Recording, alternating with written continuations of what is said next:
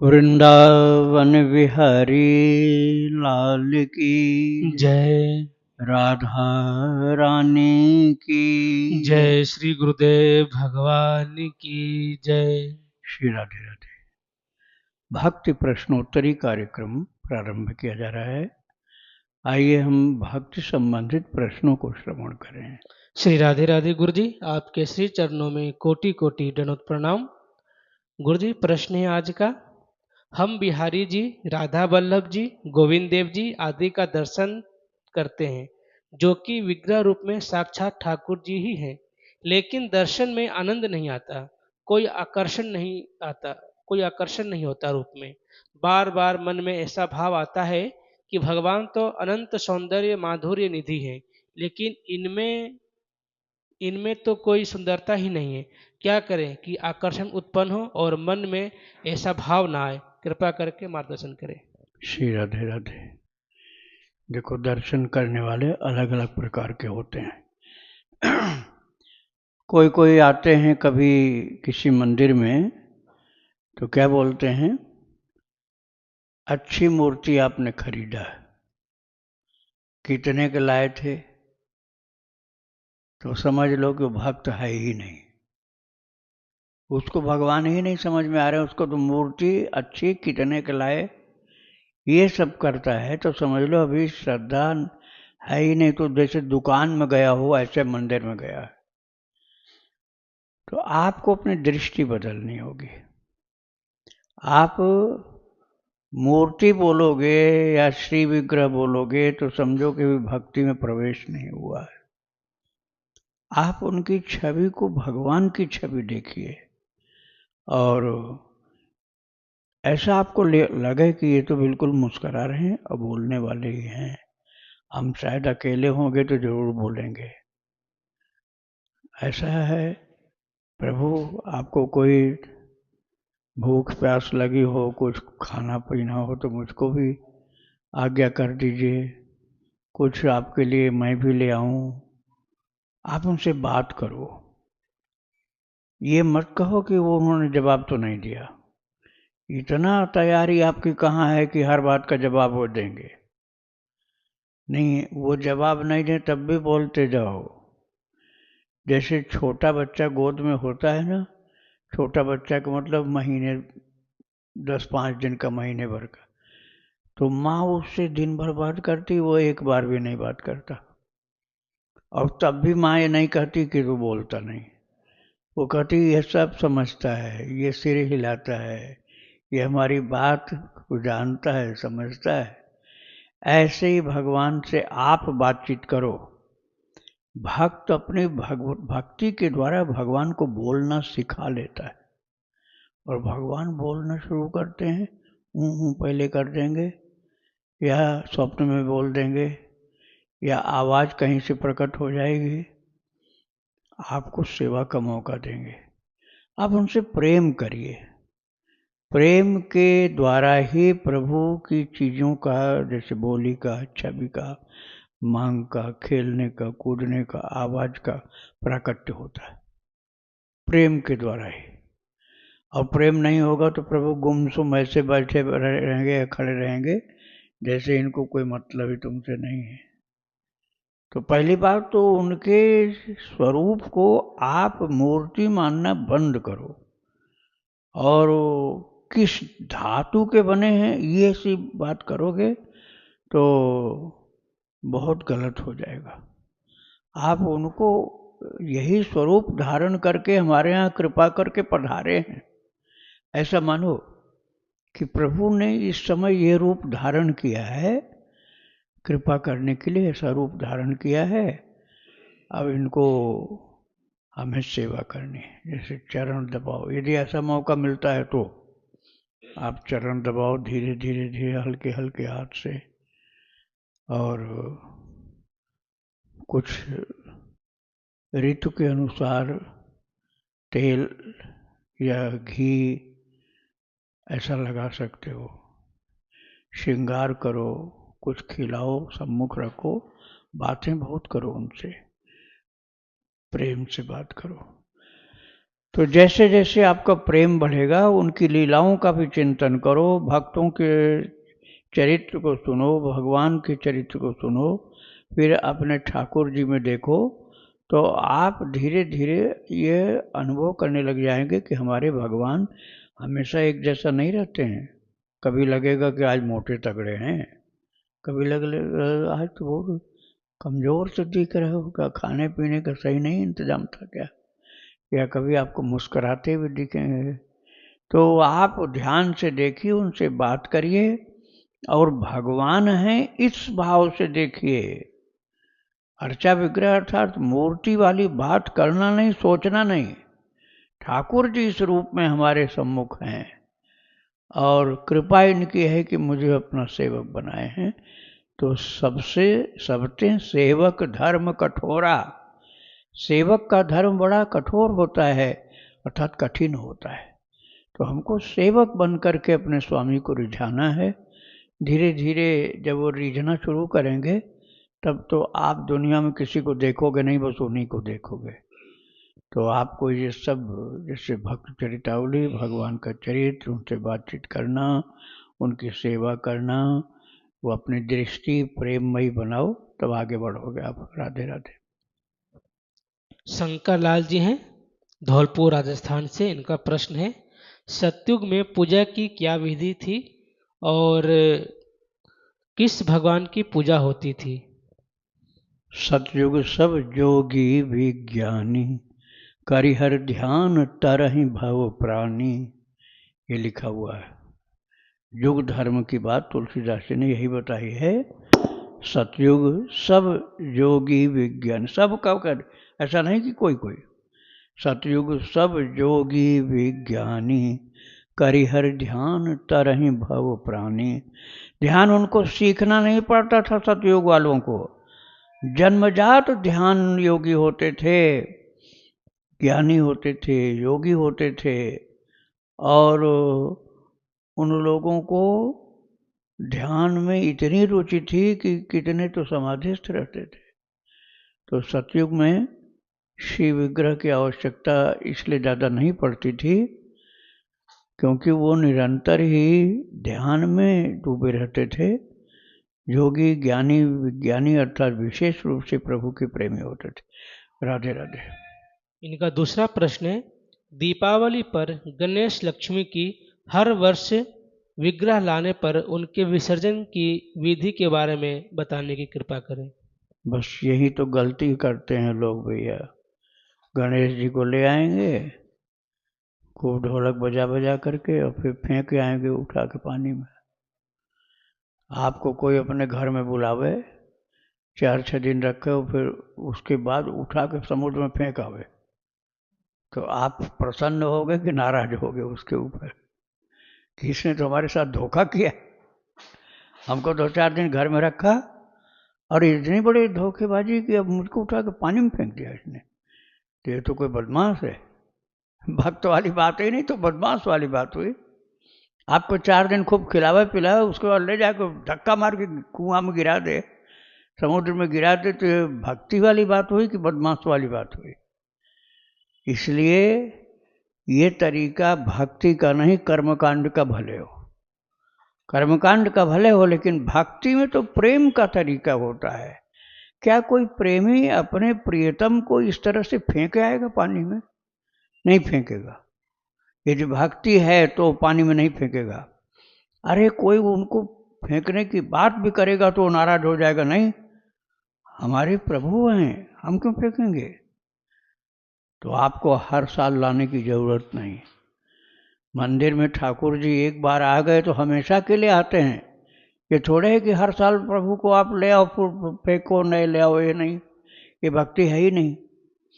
तो जब आप गणेश लक्ष्मी या जो भी काली माई या दुर्गा माता का नवरात्र में लोग ले आते हैं तो फेंकने की बात नहीं होती। एक बार ले आए तो सदा उनकी पूजा करो, भक्ति मार्ग में चलो। कर्मकांड में आपको भक्ति में बाधा पड़ेगी।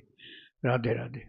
इनका अगला प्रश्न है, घर में किसी की मृत्यु या जन्म होता है तो सूतक लगता है, तो वैसे में पूजा करनी चाहिए या नहीं? इसमें खूब ज़्यादा पूजा करनी चाहिए।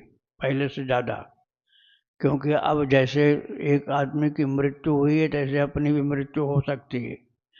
किसी की मृत्यु हो गई तो सूतक आप मना रहे हो, और अपनी मृत्यु हो जाएगी, तुम्हारा सूतक खत्म होने के पहले जो मृत्यु हो गई तो एक का सूतक मना रहे हो, 12-14 दिन जो भी मनाओ। और 12-14 दिन भजन भक्ति पूजा छोड़ दिया, माला जपना, भगवान के दर्शन करना, मंदिर जाना, सेवा करना, सब पूर्ण नास्तिक होके बैठ गए। अब सूतक समाप्त होने के पहले कहीं अपना ही राम नाम सत्य हो गया तो कितने बड़े घाटे में चले गए। इसलिए ये बात बेवकूफ़ी के अलावा और कुछ नहीं है सूतक वाली। उनके लिए हो सकता है जो भक्त नहीं है, जो भक्त नहीं है उनके लिए सूतक होता है। भक्तों के लिए तो सूतक में और ज़्यादा भजन करना है, क्योंकि अपने ऊपर भी संकट आ सकता है मृत्यु का, और आना ही है, उसमें कोई संदेह तो है ही नहीं। तो सूतक में और ज़्यादा भजन करो। बस आपको मानना है तो उस आदमी से नहीं मिलो जिसको सूतक लगा हुआ है। खास तौर से रिश्तेदारों को काहे सूतक लगे। बच्चा एक को हुआ, सारे कुटुंब खानदान को तुमने पूजा भजन रोक दिया, तो पाप किया तुमने। तो जितने लोग भक्ति पूजा कर रहे थे उन सबका भक्ति पूजा तुमने रोक दिया, कीर्तन बंद करा दिया, भगवान की भक्ति बंद करा दिया, तो पाप लग गया। इसलिए ऐसा कार्य नहीं करना चाहिए। ये भागवत विमुख होने का कार्य कर दिया गया। इसलिए सूतक केवल एक के लिए, जो माता ने बच्चे को जन्म दिया वो उसी के लिए है, क्योंकि उसका शरीर अपवित्र रहता है उस समय, तो उसकी सेवा की आवश्यकता है, और उसके घर के लोगों को भगवान की पूजा करनी है, घर के लोगों को करनी है। जिसने बच्चे को जन्म दिया वो भले न कर पाए तो अलग बात। मानसिक पूजा उसको भी करनी चाहिए, मानसिक पूजा उसको भी करनी चाहिए जिसने बच्चे को जन्म दिया है। और प्रत्यक्ष पूजा जो होती है वो दूसरे लोग, घर के लोग कर लें। ऐसा नहीं कि घर भर में सबको सूतक लग गया, एक को लगा है, उसको भी मानसिक पूजा करे, और लोग सब तरह के करें जैसे पहले करते थे। और नासमझी की बात ये होती है कि भक्ति में भगवान को ही सबसे पहले दंड देते हैं। ये भक्ति नहीं, ये तो मूर्खता है कि हम भगवान को नहीं भोग लगाएंगे। तुम अपने को काहे खाते हो फिर? सबसे पहले अपना भोजन बंद करो, सबसे पहले अपना भोजन बंद करो, तब भगवान का बंद करो भाई। अब भगवान को ही खाना पीना बंद करा देंगे, ये भक्ति नहीं है, भक्ति विरुद्ध आचरण है। राधे राधे। इनका आखिरी प्रश्न है, वैजंती माला की प्रयोग विधि क्या है? क्या उसको स्वयं धारण कर सकते हैं? वैजंती माला कितने मनका की होनी चाहिए? धारण करने वाली माला की मनका की संख्या निर्धारित नहीं होती, जपने वाली माला की होती है। जो जपने वाली माला होती है 108 मनका की, सुमेर युक्त, तो सुमेर अलग, 108 मनके अलग, और यह 27 मनके की होती है, 27 मनका और 1 सुमेर होते हैं। हजारा माला भी होती है, ये भजन करने, जप करने की होती है। गले में धारण करने वाली माला में मनके की गिनती नहीं की जाती है। और वैजंती माला आपको पहले भगवान को पहनाना होगा। भगवान कृष्ण के श्रृंगार में वैजयंतीम च माला, हम ऐसे वर्णन होता है। तो वैजयंती माला भगवान कृष्ण को पहनाई जाती है। अब कभी उनको और दूसरी माला नई ले आओ, पुरानी वाली उतार लो प्रसाद के रूप में, वो प्रसाद के रूप में आप धारण कर सकते हो। अपने लिए नहीं लाना चाहिए, भगवान के लिए लाना चाहिए। श्री राधे राधे। राजस्थान कोटा से गुरुजी, इनका प्रश्न है, दास की माता का शरीर हॉस्पिटल में वेंटिलेटर पर पूरा हुआ। दास ने माताजी के शरीर छोड़ने के एक दिन पहले हॉस्पिटल के बेड पर कुछ तुलसी के पत्ते रख दिए और उनके मुंह सिर पर वृंदावन की रज लगा दी। मुंह पर ऑक्सीजन लगी होने के कारण मुंह में रज नहीं डाल पाए। फिर एक दिन बाद उनका शरीर हॉस्पिटल में ही पूरा हो गया। उसके बाद उनके निमित्त का 24 घंटे का अखंड हरि नाम कीर्तन गीता वाटिका गोरखपुर में वहाँ के पंडित जी से करवा दिया। उसके बाद अंतिम क्रिया में तुलसी जी की सुखी काष्ठ को चीता में डाल दिया। क्या इन सब क्रियाओं से इस दास की माता की सदगति हो गई होगी? तुलसी काष्ठ से उस दाह कर्म में डाला था। हाँ, तो सही किया, बहुत बढ़िया आपने किया है। गीता वाटिका में कीर्तन करवाया, ये भी बढ़िया किया, लेकिन एक कमी रह गई है, अपने घर में भी कीर्तन कराओ। गीता वाटिका में कीर्तन कराएगा तो अच्छा हुआ, लेकिन आपको अपने घर, अस्पताल में तो कीर्तन कोई करने नहीं देगा, लेकिन अपने घर में तो कराना है। जहाँ जीवन भर माता रही हैं उस कमरे में कीर्तन कराओ, नहीं तो वहीं लौट लौट करके आती रहेंगी वो। तो वहाँ कीर्तन कराओ कम से कम 24 घंटे का। और सब आपने बढ़िया किया, अच्छा किया है, उत्तम गति होनी निश्चित है, और इतना कमी और पूरी कर लो तो और बढ़िया हो जाएगा। श्री राधे राधे। प्रिया जी है राजस्थान से, इनका प्रश्न है, क्या कोई महिला महिला गुरु से दीक्षा ले सकती है? और वृंदावन में माधुर्य भाव की महिला गुरु कहाँ मिलेंगी? देखो, महिला भी भगवान की ही होती है। भगवान ने गीता जी में कहीं ये बात नहीं कहा है, या किसी ग्रंथ में भी, कि वो पुरुष शरीर का हो कि स्त्री शरीर का हो। भक्ति की बात मैं कर रहा हूँ, कर्मकांड की बात नहीं कर रहा हूँ। तो जिसके अंदर भक्ति है वो निश्चित ही भगवान की कृपा का विशेष अधिकारी है। यदि किसी माता के अंदर भक्ति है और वो माता दीक्षा देने को तैयार हों तो दीक्षा ले सकते हैं, लेकिन वो माता दीक्षा नहीं देना चाहती हैं तो हठ नहीं करना चाहिए। जैसे आनंदमयी माता थी, लगभग 25-30 साल पहले थी, उनसे दीक्षा बहुत लोगों ने लिया है। आनंदमयी माता का आश्रम है यहाँ रामकृष्ण मिशन के सामने, बहुत लोगों ने दीक्षा लिया है। अब इस समय अमृतानंदमयी माँ साउथ में, केरल में है, उनसे भी बहुत लोगों ने दीक्षा लिया है। तो कोई अनुचित नहीं, यदि भक्ति उच्च कोटि की है तो आप दीक्षा ले सकते हैं। बस आपको गुरु के शरीर को अपने जैसा नहीं मानना चाहिए। स्त्री पुरुष का भेद, एक बात तो स्त्री पुरुष का भेद मत करो। दूसरी बात कि गुरु के प्रति बहुत आदर भावना, पूज्य भावना होनी चाहिए। भगवान ने तो गीता जी में भी कहा है, आचार्योपासनम शौचम स्थैर्यम आत्म विनिग्रह, 13वें अध्याय में। और भागवत जी के 11वें स्कंद में कहा, आचार्यम माम विजानीयात नावमन्येत करहिचित। भगवान ने कहा गुरु को मेरा स्वरूप समझो, नावमन्येत करहिचित, उनका अपमान कभी न होने पावे। न मर्त्य बुद्धिया सूयेन, और उनको मरण धर्म रूप में मत समझो, उनको भगवान का प्रतिनिधि समझो। तो इस प्रकार से आपकी भावनाएं जो उच्च कोटि की होगी और वो माता महान भक्त होंगी और वो दीक्षा देने को तैयार होंगी तो आप उनसे दीक्षा ले सकते हो। राधे राधे। प्रभाव नाम है गुरु जी, 8-10 साल का एक बच्चा है, उसने प्रश्न किया है कि महाराज जी, हम दिसंबर में भक्ति आश्रम में अपने माता पिता के साथ आए थे, तो हम किसी के बिना किसी को बताए राम नाम की कॉपी लिखने के लिए 6 कॉपी हम वहाँ से बिना किसी को बताए चोरी करके ले गए थे। तो मन में बड़ा पश्चाताप हो रहा है, तो इसके लिए क्या पश्चाताप करें? और जब भी मैं नाम जप करता हूँ तो मुझे नींद आने लगती है। कोई गलत नहीं किया है, चिंता मत करो तुम, और खूब लिखो राम नाम, राम नाम लिखो।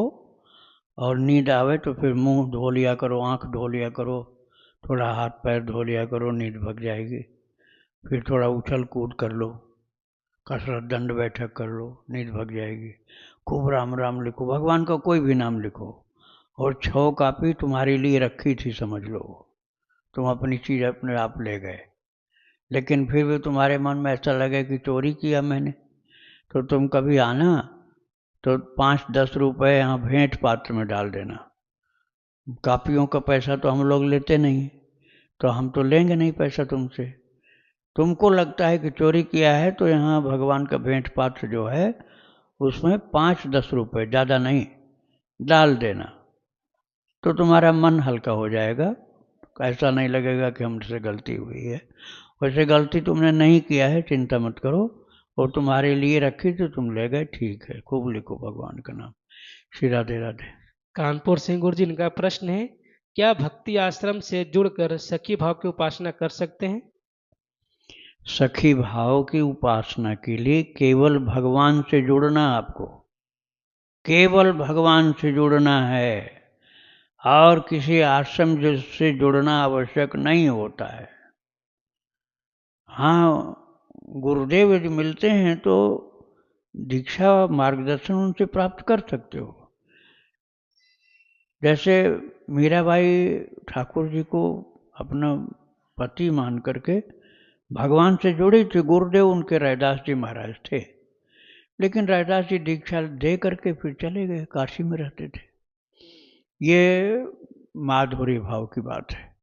और सखी भाव जो है, उसमें राधा रानी को स्वामिनी और अपने को सेविका, इस तरह से मान करके उपासना की जाती है। उसके लिए आप जिनको इस विषय में महान संत समझते हो उनसे दीक्षा ले सकते हो। राधे राधे। इनका दूसरा प्रश्न है, क्या पूज्य गुरुदेव से सखी भाव की दीक्षा मिलेगी? सखी भाव की दीक्षा यहाँ नहीं मिलती हमारे यहाँ। आपको भक्त चरितावली जो सुनाई जाती है उससे आप प्रेरणा प्राप्त कर सकते हैं। सखी भाव की दीक्षा यहाँ नहीं होती। हाँ, यथासंभव गाइडेंस, मार्ग निर्देश किया जाता है। राधे राधे। इनका आखिरी प्रश्न है, गुरुदेव आपसे बहुत प्रेम है और दिल में सखी भाव उपासना की लगन लगी है। आपसे दीक्षा ले और उपासना सखी भाव की करें, क्या दास पर पूज्य गुरुदेव की करुणा होगी? कहीं मेरी सोच गलत तो नहीं है? गलती हुई हो तो क्षमा करें। दास के मन में आपका सानिध्य और सखी भाव की उपासना की लगन है। पहले आप नाम लेखन करिए, राधे श्याम लिखिए आप 5 लाख। इसके बाद आप यहाँ वो ले करके सब आइए, और फिर आपसे बातचीत करने के बाद मैं इस विषय में कुछ निर्णय दे पाऊंगा। श्री राधे राधे। एक हमारे मास्टर जी हैं, संपर्क में हैं, उनका सवाल है, वो रामानुजी संप्रदाय में दीक्षित हैं। वो बोले कि वहां से हमने दीक्षा ली, उन्होंने महाराज जी ने कंठी नहीं धारण कराई और कंठी के लिए मना किया कि कंठी का जो स्नान के समय जल तुलसी का शरीर पे गिरता है तो वो उचित नहीं है। इसके विषय में प्रभु। श्री राधे राधे। रामानुज संप्रदाय में निषेध नहीं है। वो कहते हैं जितनी देर भगवान की सेवा करो उतनी देर पहनो। रामानुज संप्रदाय में ये कि जितनी देर आप भगवान की सेवा करो उतनी देर पहनो। मल मूत्र त्यागने के टाइम वो कंठी उतार दो। ये रामानुज संप्रदाय की बात। लेकिन रामानंद संप्रदाय में और अन्य सभी संप्रदायों में, वैष्णव संप्रदायों में कंठी उतारने का नियम नहीं होता है। भगवान का नाम, ठाकुर जी की कंठी, ये जो है हमारे शरीर को पवित्र करता है। हाँ, उसको आप कमर में नहीं पहन सकते हो, कमर में पहनने का निषेध है। अब कोई कहे कि हम कमर में पहनेंगे करधनी की तरह से तुलसी की कंठी को, तो अपराध लग जाएगा आपको। और गले में पहनिए, हृदय से नीचे मत करिए उसको। कंठ में धारण करिए तो कंठी है, कंठ में धारण करिए तो कंठी है, और उसको हृदय तक माला है, वो पंचमाला पहनते हैं। बस उसके नीचे उसको ले जाने में दोष होता है। तो आप 24 घंटे पहन सकते हैं, 24 घंटे पहन सकते हैं। आपको माला जैसे नाभि तक आ रही है तो आपको बाथरूम जाने पर उसको निकाल देना चाहिए। और हृदय तक है या गले तक है तो निकालने की आवश्यकता नहीं है। श्री राधे राधे। दिलखुश शर्मा जी हैं जयपुर से। इनका प्रश्न है, महाराज जी हम मंदिर जाते पर ज़्यादा कर बचपन में तो प्रसाद के लिए या कुछ मांगने के लिए, क्या ऐसा ही करना चाहिए या फिर मंदिर कैसे जाएं? देखो भाई, अवस्था के अनुसार होता है। ज़्यादातर सामान्यतः व्यक्ति जो होते हैं छोटे बच्चे तो हम पास हो जाएं हनुमान जी, बस इतने मांगते हैं। उनको पास होने से मतलब है। या मैया पीटती है, पीटना बंद कर दे, ऐसी छोटी मोटी चीज़ें उनकी रहती हैं। माँ बाप डांटते हैं, मारते हैं, वो ऐसा न करने पाओ, ऐसी कृपा करिए, ये बहुत सीमित उनकी बातें होती। लेकिन अब वही बच्चा बड़ा होगा, जब सत्संग मिलेगा तो हम भक्त हो जाएं, ऐसा मांगता है। अब भक्ति कमजोर है तो हमारे संकट दूर कर दो, मुकदमा में जीत जाए, दुकान चलने लग जाए, ये सब मांगता है। और जब बहुत ऊंचा भक्त हो जाता है तब वो केवल प्रभु के प्रेम में डूबा रहता है, भजन करता रहता है, ध्यान करता रहता है, सेवा करता रहता है, कुछ नहीं मांगता वो। यहाँ तक कि भगवान भी उससे कहें मांग ले, मैं देने के लिए आया हूँ, तो वो कहता है प्रभु जब आप मिल गए तो क्या मांगो, आपसे बढ़िया तो कुछ नहीं होगा, और आप मेरे सम्मुख आकर उपस्थित हो गए तो मुझे अब मांगने का काम पूरा हो गया, अब कुछ नहीं मांगना है। तो ये साधक की योग्यता, पात्रता, अवस्था, इन सब पर डिपेंड करता है। तो सभी के लिए एक बात लागू नहीं होती, जिस क्लास का जो होगा उसी क्लास के अनुसार उसका जीवन होता है। तो आप उच्च कोटि की अवस्था में जब भक्ति में पहुंचेंगे तो मांगना बंद हो जाता है, तब ठाकुर जी उसको बहुत प्यार करते हैं। श्री राधे राधे। आशीष शर्मा जी हैं, करौली राजस्थान से। इनका प्रश्न है, मेरे परिवार में रोग है और कारोबार भी चौपट हो गया है, कृपया कोई मजबूत उपाय बताएं। रोग है, परिवार में रोग है बता रहे हैं, तो रोग के निवारण के लिए तो डॉक्टर के पास जाओ। रोग को नष्ट करने के लिए तो डॉक्टर के पास जाओ। प्राचीन पद्धति में विश्वास है तो वैद्य के पास जाओ, और नेचुरोपैथी का भी सहारा लो। और क्या करें, रोग है और कारोबार के लिए गोपाल सहस्र नाम पाठ किया करो। गोपाल सहस्र नाम पाठ करो, उसमें दोनों फायदा होगा आपको, कारोबार में भी फायदा होगा और भक्ति में भी फायदा होगा। तो जीवन का बहुत बड़ा लाभ होगा, संसार और परलोक, लोक परलोक दोनों का कल्याण होगा। श्री राधे राधे। सुबल जी हैं, आरा भोजपुर से। इनका प्रश्न है, कहा जाता है कि जीवन में होने वाले दिव्य अनुभव को किसी से बताना नहीं चाहिए, तो क्या इन अनुभवों को डायरी में लिखा जा सकता है? डायरी यदि किसी के उपलब्ध न हो जाए, गुप्त रखो, छिपा के रखो, अपने तक ही सीमित रखो, तो लिख सकते हो। अब वो आपने डायरी रख दिया ऐसी जगह जहाँ कोई भी उठा के देख सकता है तो गलत हो जाएगा। और किसी को आपने परमिशन दे दिया कि हाँ आप पढ़ सकते हो जो मैं लिखता हूँ, तब भी गलत हो जाएगा। बिल्कुल कीमती चीज की तरह छिपा के रखो, तो आप लिख सकते हो कि इस तारीख को मेरे ऊपर ऐसी कृपा हुई, ये गलती भी हुई, पूरा लिखो। अच्छी बात तो लिख दिए कि भगवान ने स्वप्न में दर्शन दिया और हमसे इतनी इतनी गलती हुई इस तारीख को, ये नहीं लिखा आपने, तो डायरी झूठ हो गई। डायरी में पॉजिटिव निगेटिव दोनों लिखना है, अच्छी बातें भी लिखनी है, वो गड़बड़ी जो हुए वो भी लिखो, तब सही डायरी है। और उसको छिपा के ही रखो।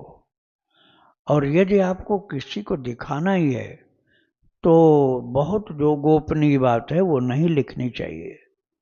बहुत जो गोपनीय है, जो अत्यंत श्रेष्ठ भगवत संबंधी बातें, वो नहीं लिखनी चाहिए। कर्तव्य क्या करना चाहिए, क्या नहीं करना चाहिए, क्या करना चाहिए, क्या नहीं करना चाहिए, कैसे भजन करना है, ये सब बात तो लिख दो। लेकिन अपने ऊपर भगवान की कभी विशेष अनुभूति वाली कृपा हुई हो तो उसको डायरी में प्रकट नहीं करना चाहिए, वो गुप्त ही रखना चाहिए। जब तक भगवान की आज्ञा न हो जाए बताने को, तब तक नहीं बताना चाहिए। श्री राधे राधे। वृंदावन बिहारी लाल की जय। राधा रानी की जय। श्री गुरुदेव भगवान की जय। श्री राधे राधे।